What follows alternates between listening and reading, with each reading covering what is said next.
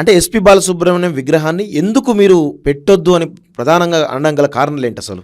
అంటే మన దగ్గర ఎవరూ లేరు, ఈ తెలంగాణ ప్రాంతంలో ఎవరూ లేరు అన్నట్టుగా, హేళన చేసినట్టుగా, అవమానం చేసినట్టుగా ఆయన ఒక కమర్షియల్ ఆర్టిస్ట్ని తీసుకొచ్చి బొమ్మ తీసుకొచ్చి అక్కడ పెట్టుడు అనేది మాకు నచ్చలేదు అసలే. హైదరాబాద్లో పెడతామంటే మేము ఒప్పుకోం, బరాబర్ ఒప్పుకోం కదా, ఎట్లా ఒప్పుకుంటాం? మాదేవి దండామా భూదేవి దండామా అమ్మవారు పార్వతిరా జయ రామ రామ సారు బయటికి వెళ్ళినాదో జయ రామ రామ.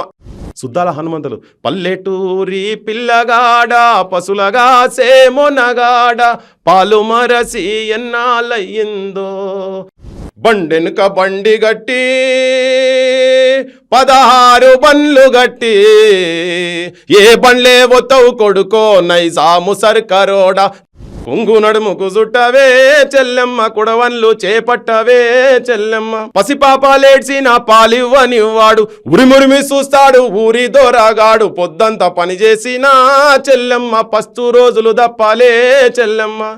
ఇవి రాసిన ఈ ప్రజలకు ఈ ప్రజల విముక్తి గురించి, ఈ ప్రజల చైతన్యం చూపించుడు, ప్రజలను ఉద్యమాల సైడ్ తీసుకుపోయినటువంటి వాళ్ళవి ఉండొద్దా? వాళ్ళ కళలు కావా? ఒక కమర్షియల్ ఆర్టిస్టు ఒక ₹1,00,000 ఇస్తానో 50,000 రూపాయలు ఇస్తానో భూమి మీద ఏ అడ్డమైన పాటలు, అబ్బని తీయని దెబ్బ, ఏం పాటలండి ఆయన పాటలు? అంటే దిన్నక్కుతా కసకుర్రు, దిన్నెక్కుతా అంటే దేన్నెక్కుతావు, దిన్నక్కుతా అంటే ఏంటి?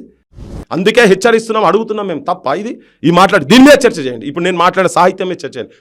అరే ఇది మన ఆస్తి అబ్బా.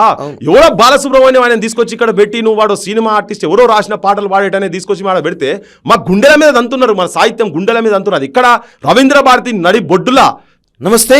ప్రస్తుతం తెలంగాణ రాష్ట్రంలో ఎస్పి బాలసుబ్రహ్మణ్యం విగ్రహ ఆవిష్కరణ సంబంధించినటువంటి ఒక కాంట్రవర్సీ చాలా పెద్ద ఎత్తున జరుగుతూ ఉంది. ఒకవైపు తెలంగాణ వాదులేమో, తెలంగాణ ఉద్యమకారులు, మేధావులు, జర్నలిస్టులు అందరూ కూడా వ్యతిరేకిస్తూ ఉంటే, ఇంకొక వైపు కాంగ్రెస్ పార్టీ వాళ్ళు కానీ, లేదంటే భారతీయ జనతా పార్టీ వాళ్ళు కానీ, లేకపోతే సమైక్యవాదులు, సినిమా ఇండస్ట్రీ వాళ్ళందరూ కూడా ఎస్పి బాలసుబ్రహ్మణ్య విగ్రహం పైన అనుకూలంగా మాట్లాడుతున్నటువంటి సంఘటన కనిపిస్తూ ఉంది.